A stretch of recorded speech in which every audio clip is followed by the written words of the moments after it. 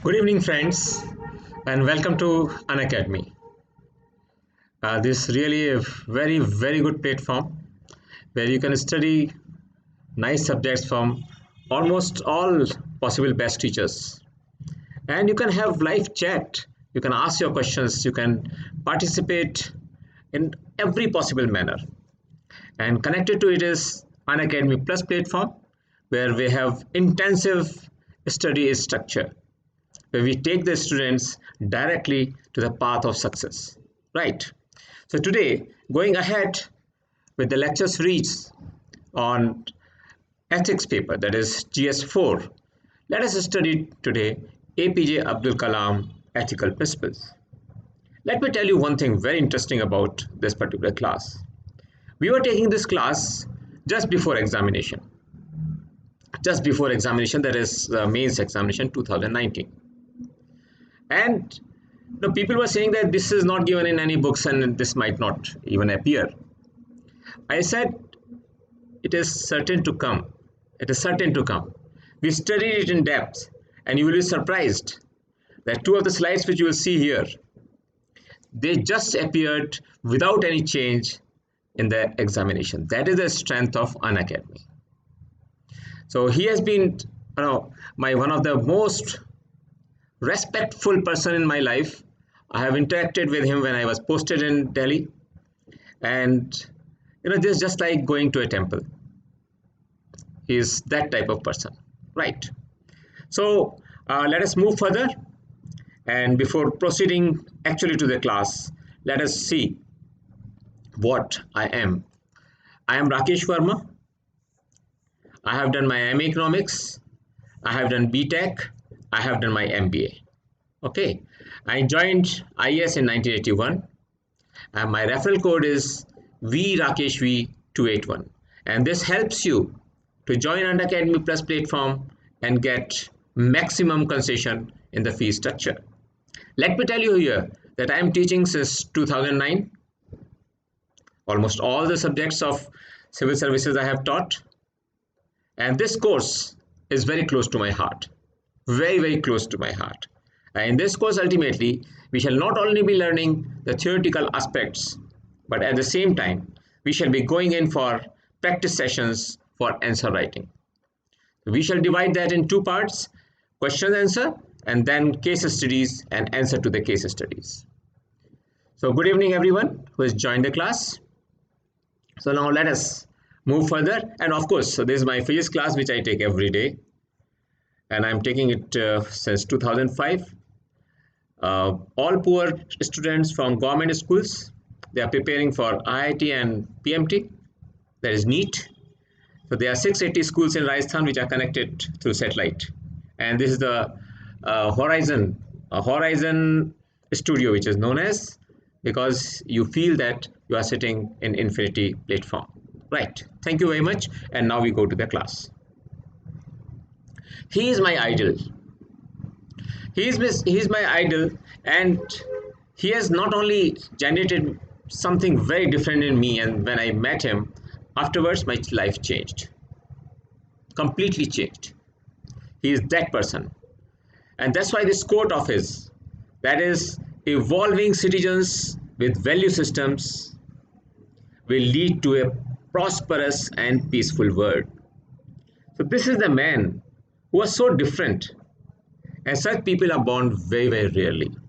And that's why almost every year there is a question either on his quote or directly on his ethical ideas.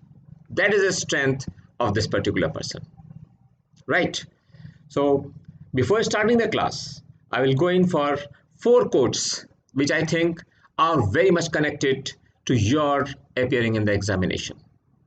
That is, you are appearing for civil service examination, and that will ensure that you become a successful candidate with flying colors and you join the services which you want. Okay, the first is, the motivational sources should lie within yourself, then no one can stop you from achieving your goal. Right, so this all for you all, that is, motivational sources should be within yourself. There's no need of anyone from outside coming and then explaining you what should be done, how do you proceed further, how much time you should spend on studies. No, it is not required. The motivational force that has to be generating from within you. That is the real thing which is set on ethical grounds. Second, the best work required more ability than I possessed. Very important thing. Just please pay attention and you will understand his ethical principles from the very first slide. The best work required more ability than I possessed, and therefore I needed help that only God could give me, not possible for any human being. I made true estimate of my own ability. Again, this is directly related to, I have chosen those specific quotes of Abdul Kalam who are directly relating to you with the examination. I made true estimate of my own ability and then raised it 50% and put myself in God's hands. So two things he is telling you, that if you follow your morals, ethics, so you can raise your ability by at least 50%. And then everything is in the hands of the God, as I have always been telling you. And this is influenced by Mr. Abdul Kalam's life. Third is, thinking should become your capital asset. Thinking becoming your capital asset. And that is GS4, that everything has to come from within you. No matter whatever ups and downs you come across in your life. So thinking, the thought process should be your capital asset. So let me tell you, you can ask any question anytime you want. Okay. And the last quote which directly relates to you is, I inherited honesty and self-discipline from my father. Right? So he learned two things from his father, two very important ethical principles. One is honesty and the self-discipline from my father. And from my mother, I inherited faith in goodness and deep kindness. These are all ethical principles, all. Goodness, kindness, self-discipline, honesty. They're all very closely knit, and he used to believe in ethical principles throughout his life to the maximum possible extent. You're such a great person. Right. So now let us start. Let us give his intro. Everyone knows him very, very well. But even then, I want to make few comments here. He, before presidency, everyone knows about him. But post-presidency, he was a visiting professor in a number of institutions across the state. He just shifted and adjusted so quickly. He was academically engaged till the very end. Now just see this paragraph. This will shake you. This will shake you and make you understand why he appears in the examination of CES every year. Now just see. It was while delivering the lecture on creating a livable planet, Earth, that is Earth. So, creating a livable planet, Earth. He was delivering it at IIM Shillong. That he collapsed and left this planet on 27/7/2015. But the greater thing is here, his last words to his AD. He used to live with him for years together. So when he was collapsing, he was falling down, he said to his AD, funny guy, are you doing well? Are you understanding his philosophy of life? He's departing from this world. And he's telling his AD, that funny guy, are you doing well? That speaks mountain about his philosophical and ethical principles. His life till the end was a message, an example to this world to ponder upon and cherish for times to come. That's what I do. In one function, when I was with him and everyone had to recite the national anthem. So everyone was waiting for the music to start, the girls to start the national anthem. He did not bother. He came just two steps ahead and he started it loudly and in such a beautiful tone that we were motivated. We automatically it happened that we were also singing with him, reciting with him. That was his moral power. Right. Then he talked about demographic dividend much before it became fashionable to speak about the importance of nurturing the youth power in the nation. Now everyone talks about it. The demographic dividend. He was the first person who used in the context of our country that our population greater than 15 years and lesser than 65 is very productive, and we have to basically take this demographic dividend for working for the nation to bring it at a stage when everyone is working for the country, about the neighbors, about the vicinity in which he is living. And during his life, one of the most important things which he launched, which we shall discuss in details, he launched a program, What Can I Give? One of the most important ethical programs run by any of the politicians till now. And this was the movement against corruption to instill values and ethics among the youth. I want you to participate in the movement because corruption and moral turpitude are the evils need to be defeated by the goodness of youth. He was telling the youth that you are very powerful. And if you really join this movement, you can change the country. He trusted the youth to come up with a solution for these issues. He was an eternal believer in the power of ignited mind of the youth. Okay, so let us see what actually happened then. Why ethics? And this is what appeared in the examination. Just try to understand it, what he said. And he said it very, very strongly. He said, we need to have national ethics. We should have national ethics for sustained growth and peace. A very novel idea. No one had even thought about it previously. That he is talking about the national ethics. What can be the national ethics? And he said, if we have national ethics, then we can have sustained growth and peace. So what did he mean? That when we are having national ethics, then we are thinking of not only of our generation, but the future generations also. Future generations.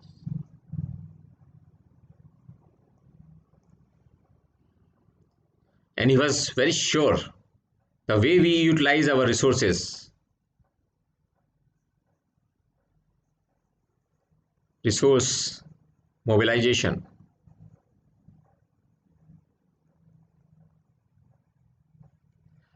can really become conducive or can give impetus to growth. So what he was trying to explain, just put your concentration on this, what he was saying. He said, we need to have national ethics for sustained growth and peace. Nation, then the second stage is, nation has to have ethics in all its tasks for sustained economic prosperity and peace. So what he's saying? First, he's talking about we need to have national ethics for sustained growth. Then he says these ethics, they should be applicable in all the tasks. Then only we can have sustained economic prosperity and peace. So third stage is all connected. Remember it. Now he has come to ethics, and from downwards now he will further connect it. In a nation, if a nation is to have ethics, society has to promote ethics. Then only it is possible. If everyone is sitting coolly there. Someone else, let him behave ethically. And we all know, we have studied, that ethics basically take birth from the morals. Morals, when accepted by the society as standards, they become ethics. Okay. Now, his third stage, he's saying, if the nation is to have ethics, so first he talked about national ethics, then he said, national ethics, how can you have? When you have ethics. So he's saying, if a nation is to have ethics, society has to promote ethics. Unless society promotes it, nothing can move. So when society is promoting ethics and value system, then only we can have national ethics. So how it can be achieved? The society to have ethics and value system. So last two things are being connected again. If society is to have ethics and value system, how do you inculcate it? How does the whole population get it? How the population starts behaving it? So he gave a very smart solution. He said, if society is to have ethics and value system, families should adhere to ethics and value system. Right? So he, from his nation to society, and now from the society, he is coming to the family. This was the question which appeared this time. So if society is to have ethics and value system, family should adhere to ethics and value system. So families have to abide. When all the families will work together in having their activities, their actions on ethical grounds. Yes, Sushant, what you are saying, through whom he learned, that is the God gift. That is the God gift, Bache. This was given to him by the God, and that he himself accepted. Later on in the next few slides, you will see that he accepted that these ideas came into him because he was a strong believer in God. Right? So if society is to have ethics and value system, family should adhere to ethics and values. So now from nation to we have reached to the family. And then he says, if family has to have involvement with ethics and value system, then parenthood should have inbuilt ethics. So in families, how can you inculcate, how can you train your children? How can you have an atmosphere, ethical atmosphere in your family? This can be done only when your parents are giving an example. They are teaching you by their own examples, and they are inculcating these ethics in you. So starting from nation, now we have reached to the parents. So let's see what happens again. And when we talk about the parents now, the parental ethics come from great learning. So how the parents get it? Yes, those should be ethical. Yes, of course. So the parents should be ethical. And how do they become ethical? When they learn the things, when we connect themselves from their inner self to the nature. When they understand what are the problems being faced by the neighbors, what are the problems being faced by the persons who cannot earn in the society, the people who are suffering, who are disabled, who are met with an accident, who are in trouble. So if they are learning and they are creating their value-based system, which is coming from education, and this education is not school education. This is the education which you are getting from all natural circumstances which are existing around you.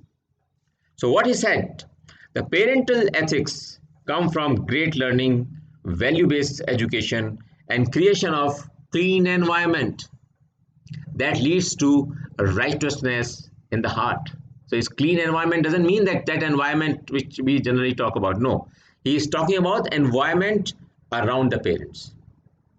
So that uprightness comes and your heart becomes attached to the problems of the people all around you. Okay.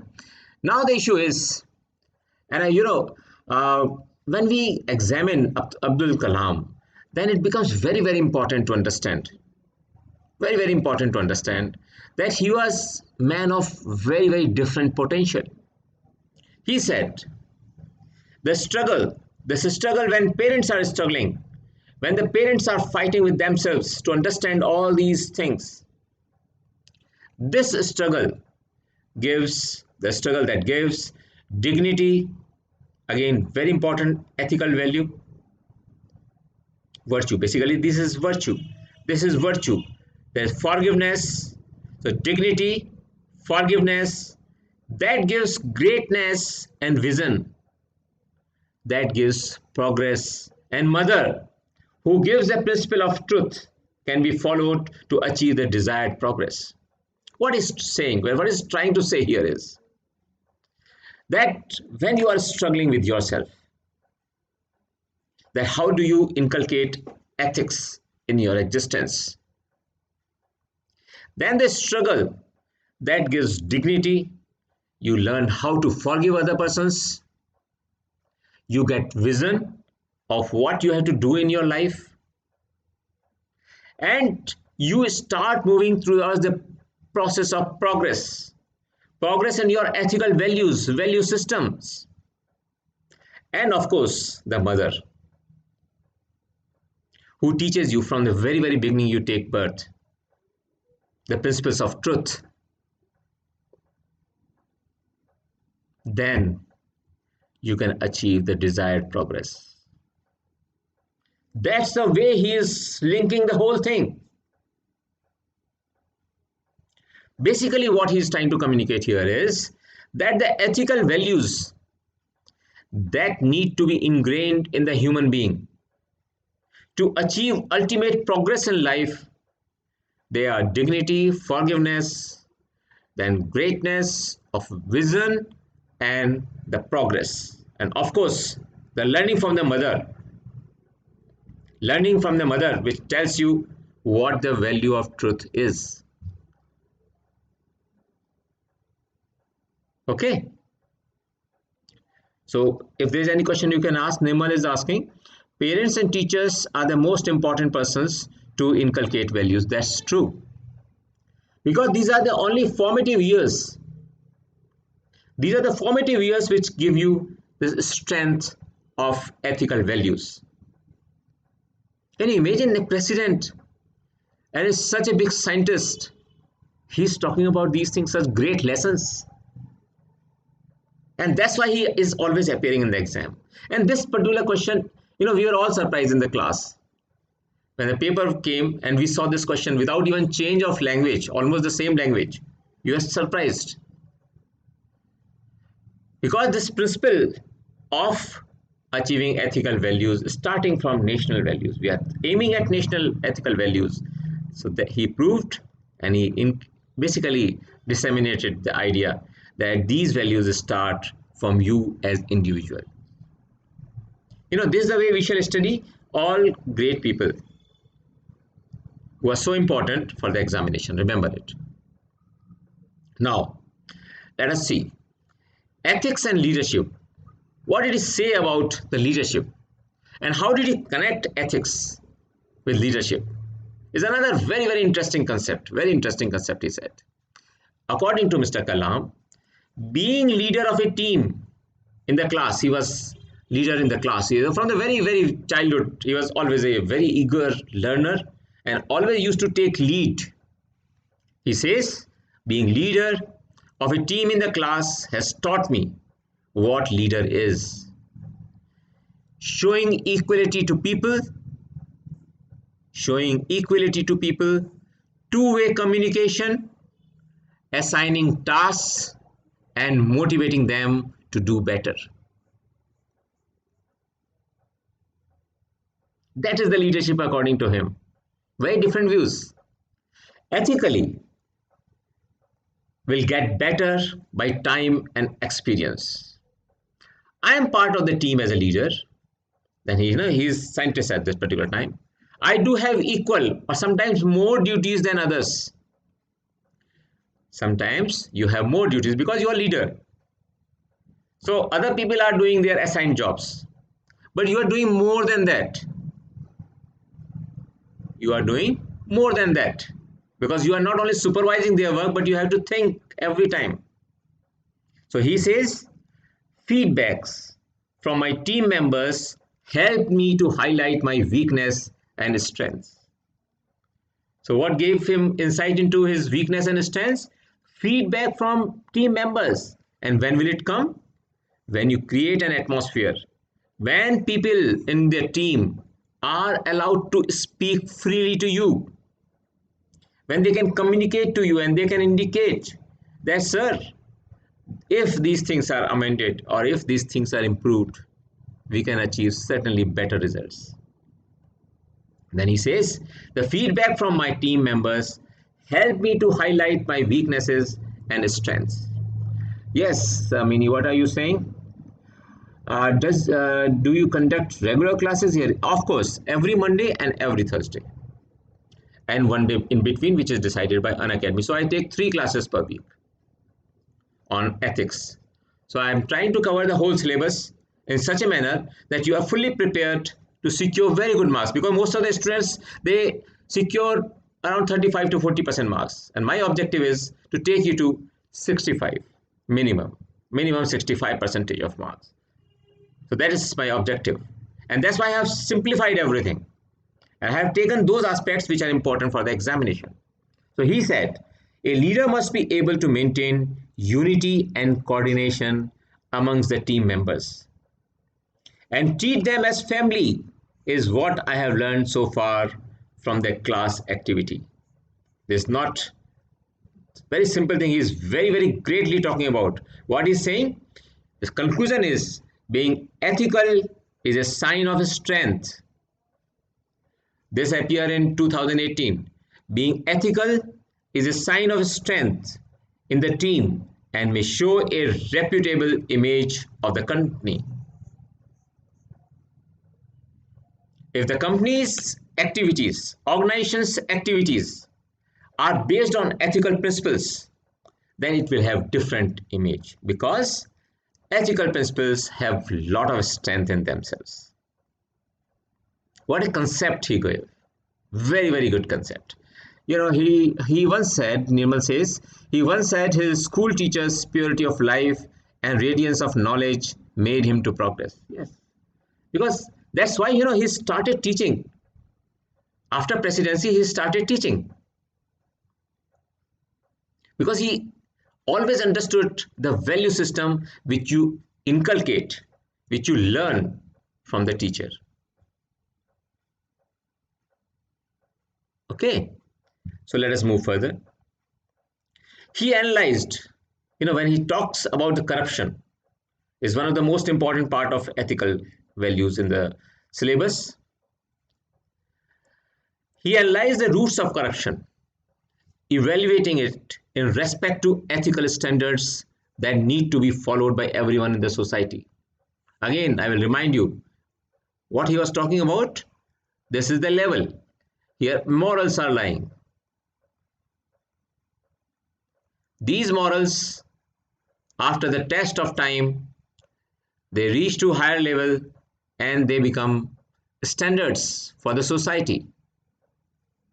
Standards for the society.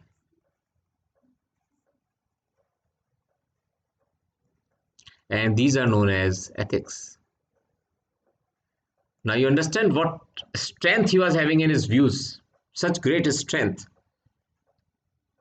So he says, the roots of corruption, evaluating it in respect of ethical standard that need to be followed by everyone. Only these standards could take a person away from the vice of greed. So you should all know what is vice and what is virtue. So there are two things which we study in next class, what are virtues and what are vices. So greed is one of the vice. You know, I had told you that, you know, this is a virtue, gun,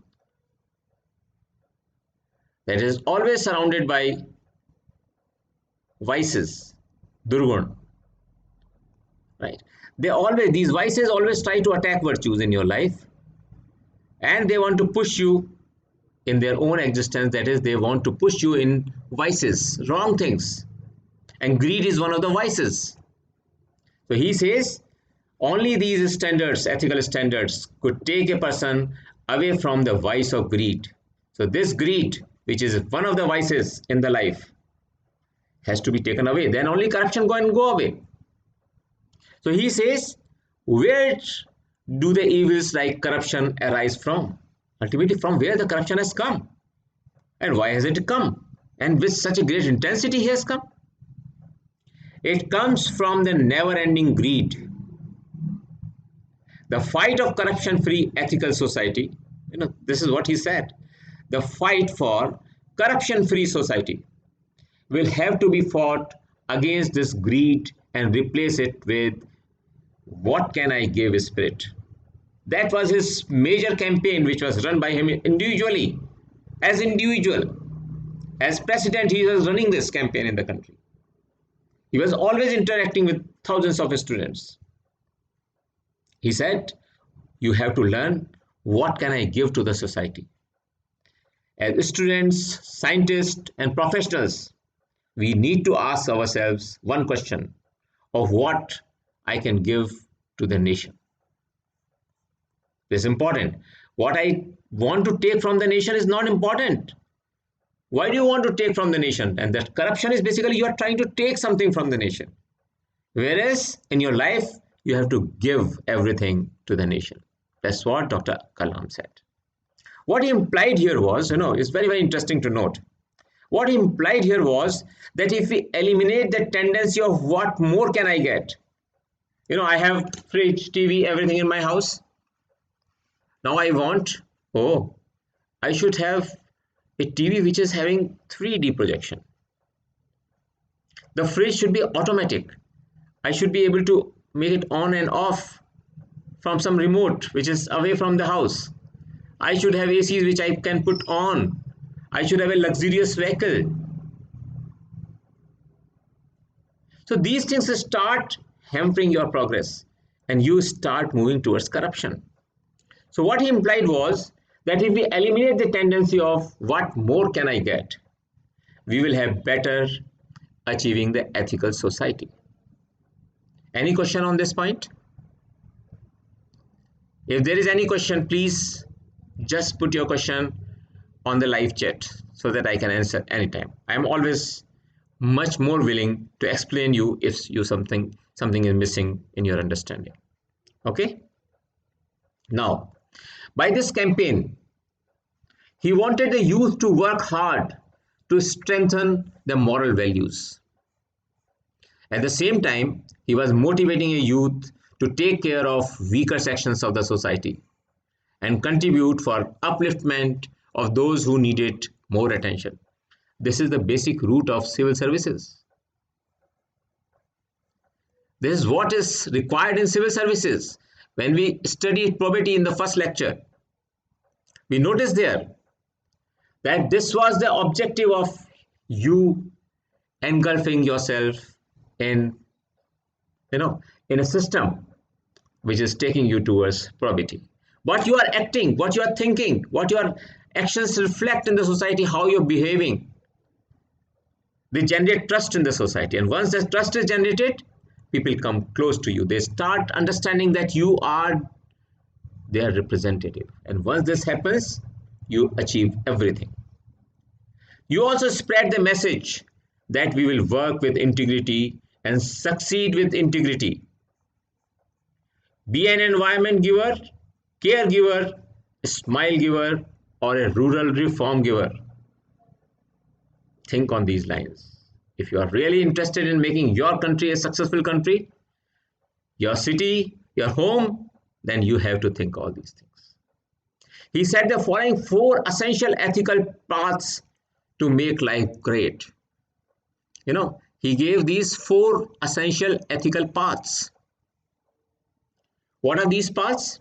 Never stop fighting until you arrive at your destined place. You all have to remember, you are all aspiring to become civil servant.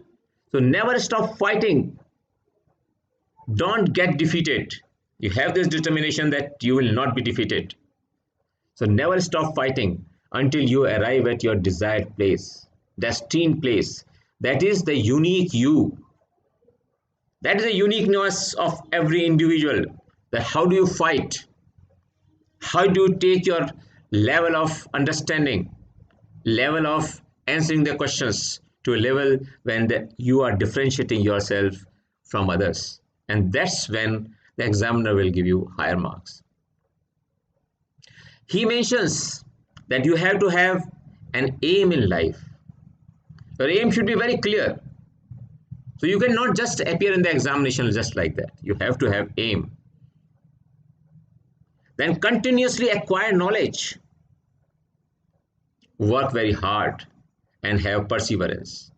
Perseverance means you have the patience, continuous efforts. So if you have these four things in your life, then this will take you to an essential ethical path in your life, and that will help you in achieving what you want to achieve. Okay, so moving further, Abdul Kalam encouraged people to do something good, no matter how small, but insisted it should be done in an ethical manner. Had you ever imagined that he was so much involved in ethical principles? Wherever he was delivering lectures, wherever he was talking, whenever he was talking, he will always talk about ethics. He said, it should be done in an ethical manner, as our greatest battle is won against greed and corruption. So we have to fight against these two vices if we really want progress for the country. These two vices. What can I give will make the society which is compassionate, very strong ethical principle, environmental conscious, and care towards each other. We can call, if we analyze this theory which he gave, which he propounded, I have tried to connect it to the concept which we study. And that's what, you should do in the examination. So this is what he has said. Now I have understood that he was talking about altruism.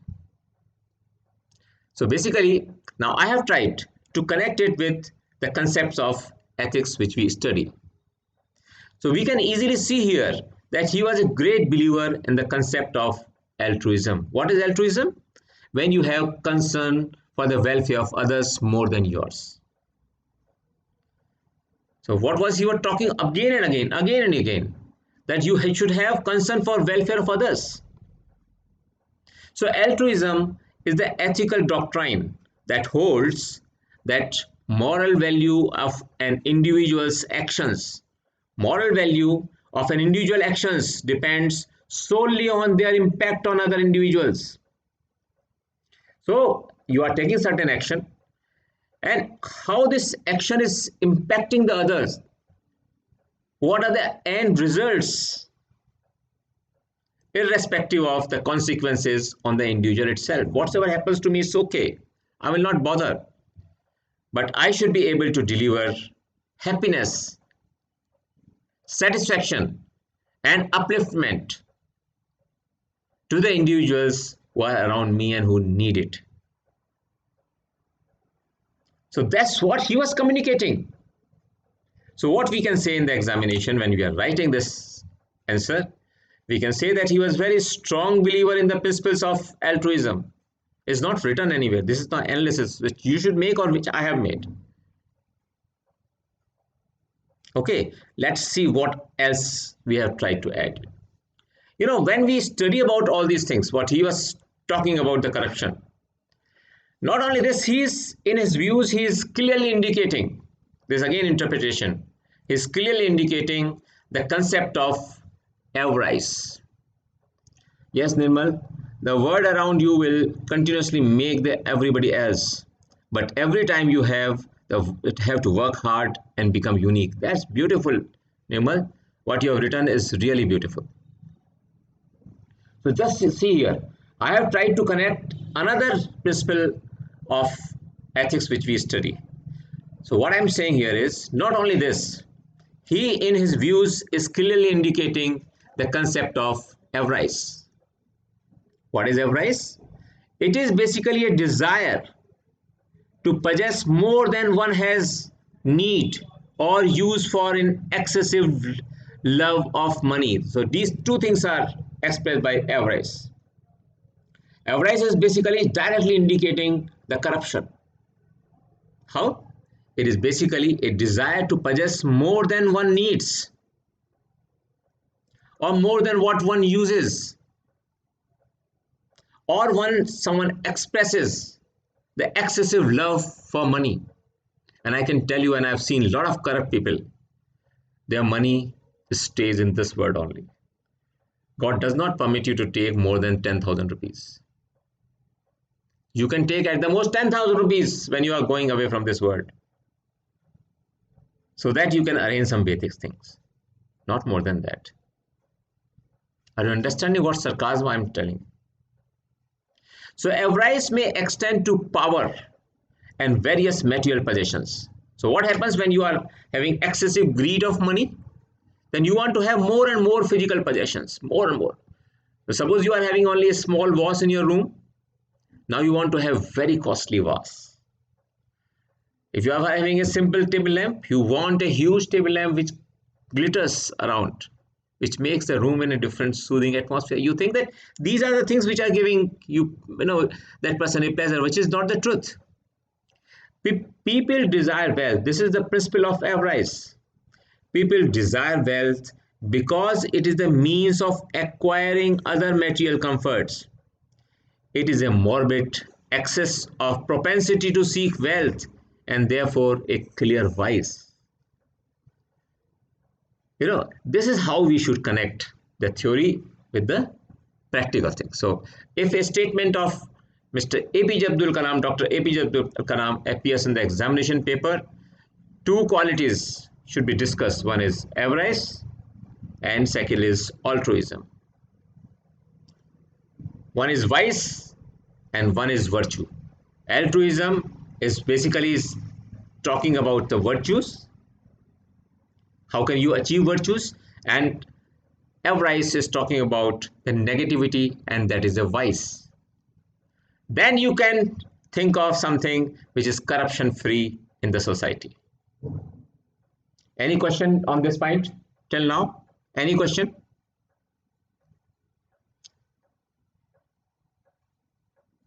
If there's anything in your mind, you please express it. Okay. Now, another concept he gave, a very different concept, that ethics through virtues. Ethics through virtues. So how can we achieve ethics through virtues? This is another very beautiful concept he gave. We had studied, again I will make this diagram so that it always remains in your mind. So this is your inner self. So one, we had already talked about morals here. And second thing, virtues. Virtues which are surrounded by vices.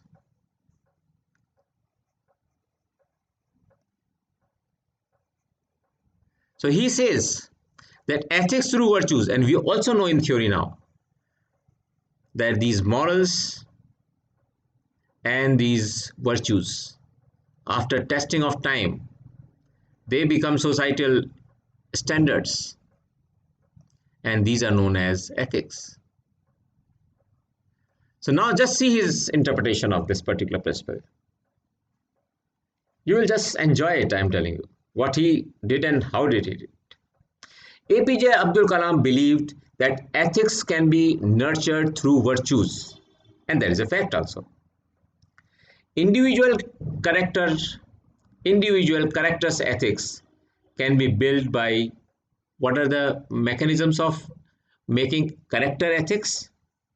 By inculcating virtues such as gratitude, courage, self-discipline, reliability, kindness, caring, and sincerity.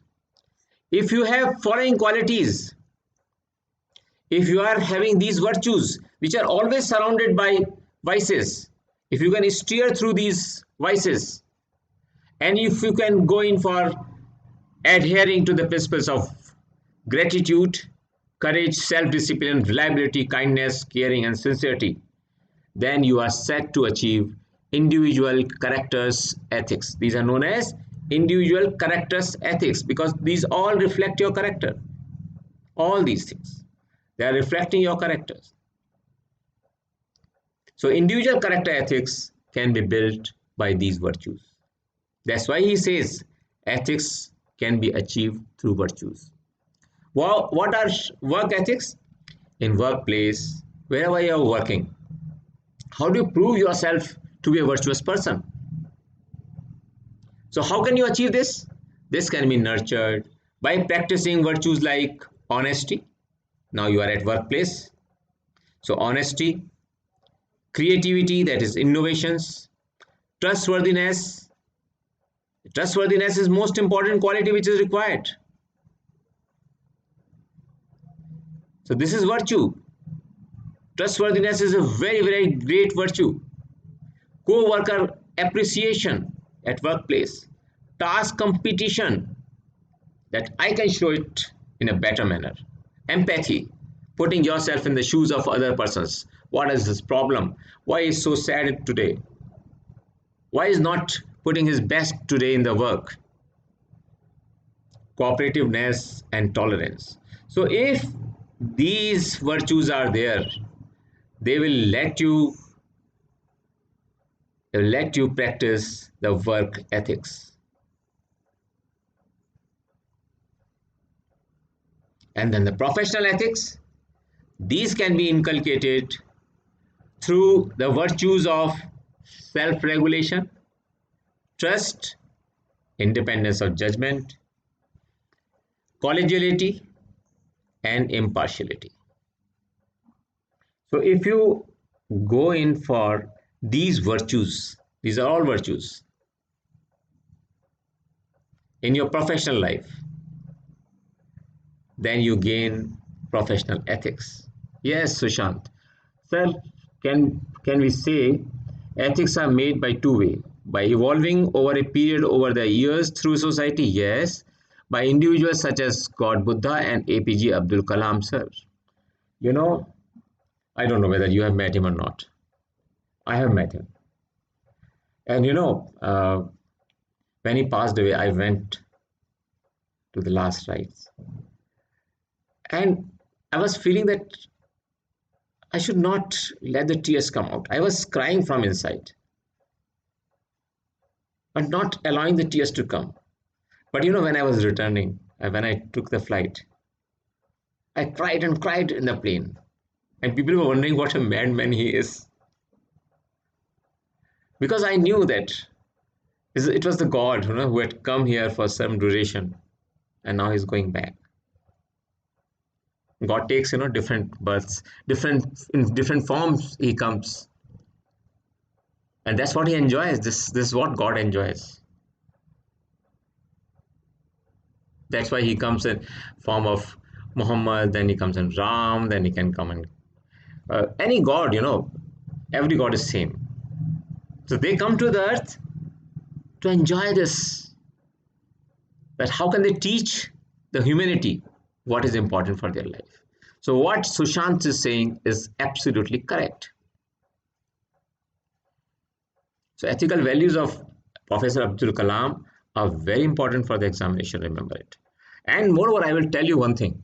If you use his views on ethics and virtues, even in essays, you will be able to show that your capacity to absorb the principles is far superior than others. Remember it. Let's go further. Then he says, what is the relationship between integrity and entrepreneurship? Again, he's trying to basically contrast ethics with vices. He says, that economic development is hard to come by without an innovative, sustainable, and ethical business model.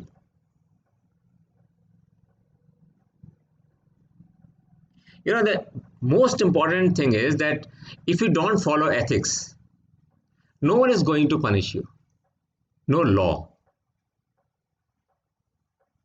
No law can punish you. But what can happen? The society can throw you out. The society can throw you out. And society can neglect you.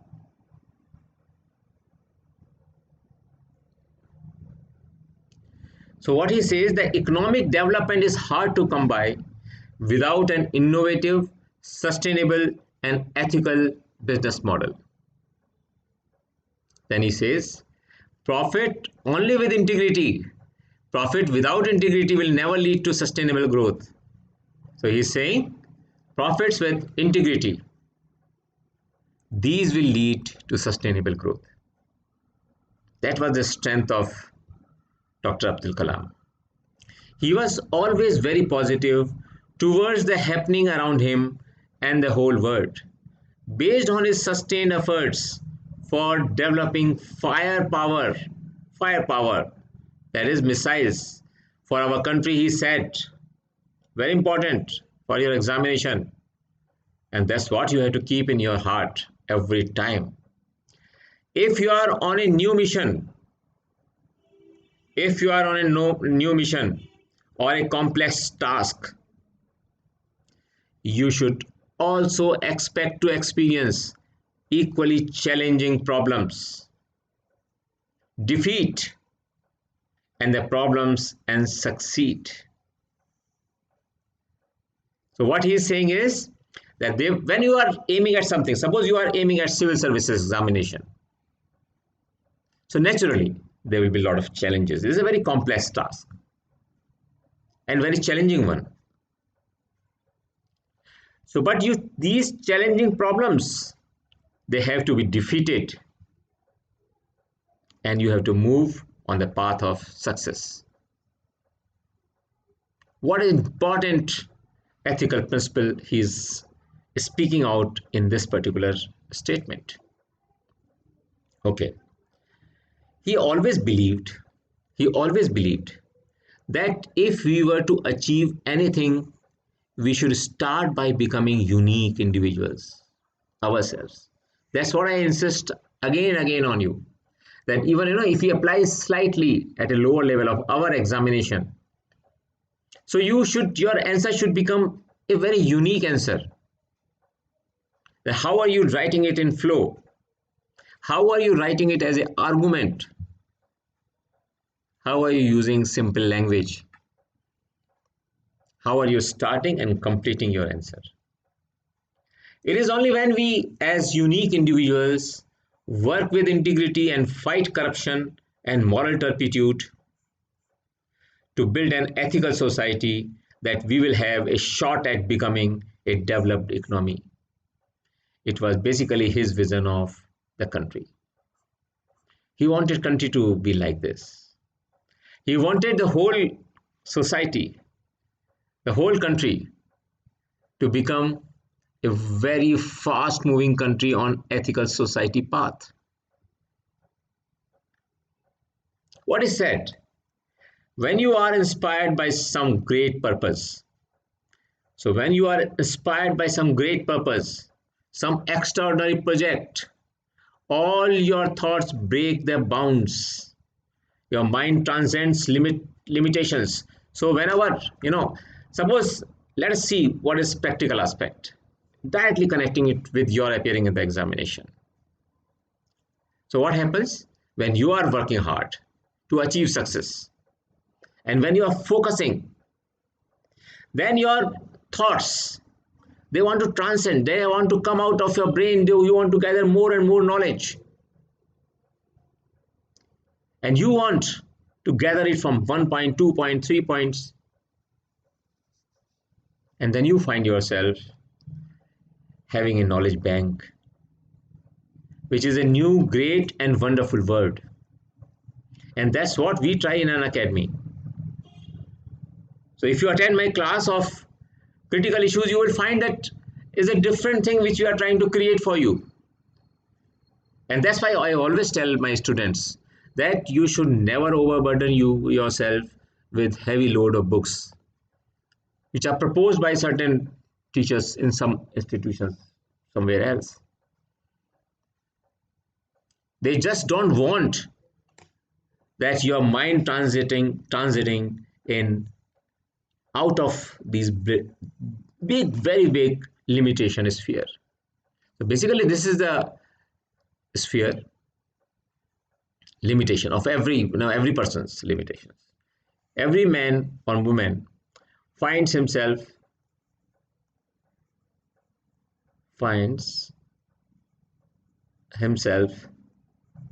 in comfort zone.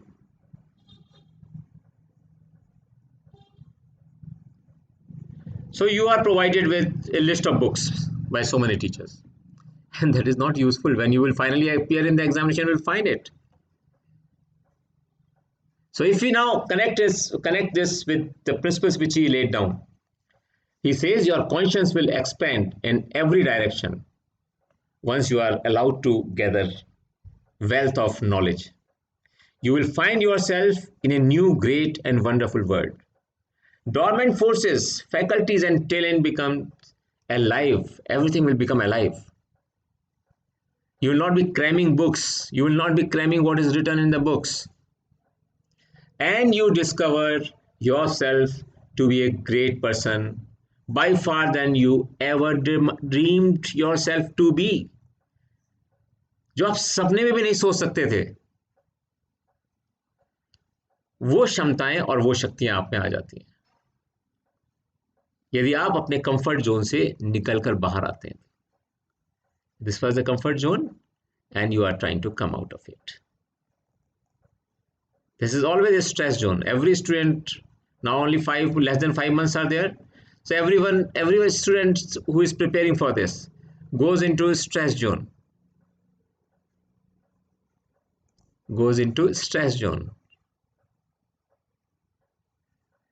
And the best students are those who make this stress zone as their comfort zone.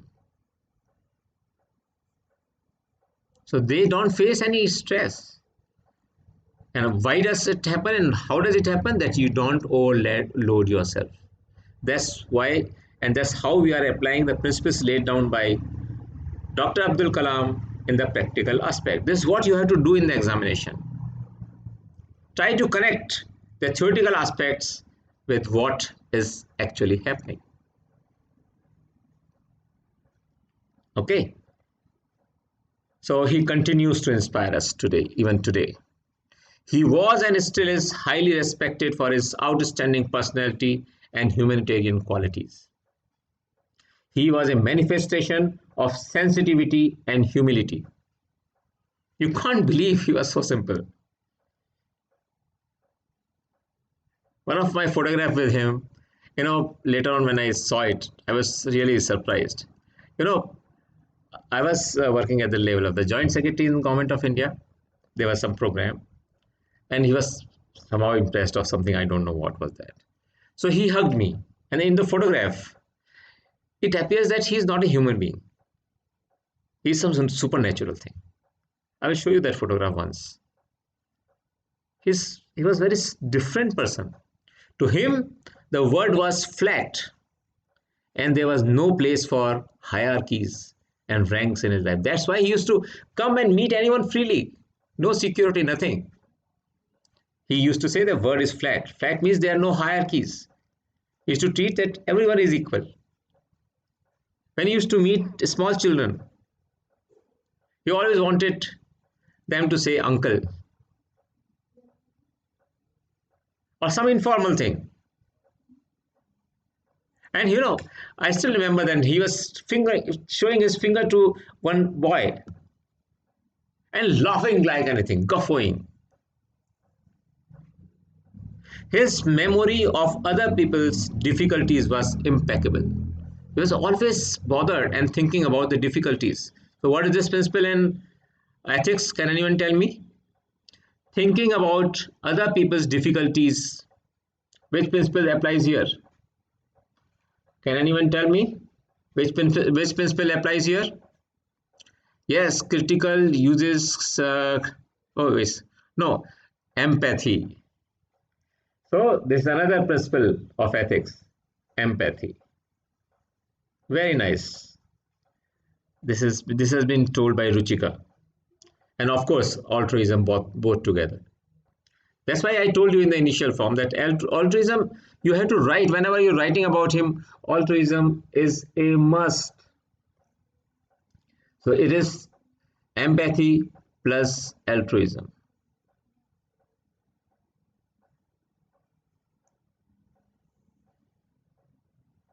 That was his art of winning over people. And that's what he used to say. My dream is to see a billion smiles on billion faces. It means he was trying to cover the whole country. Right?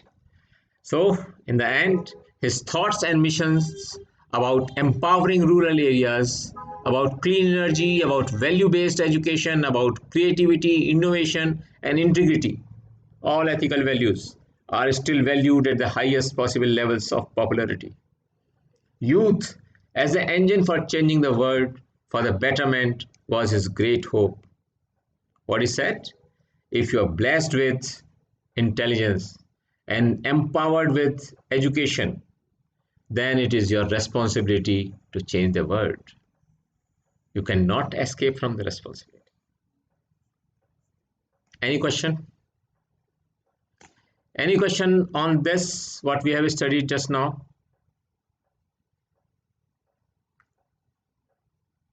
This is the part of Dr. Abdul Kalam which is seldom known to the people in the form of education.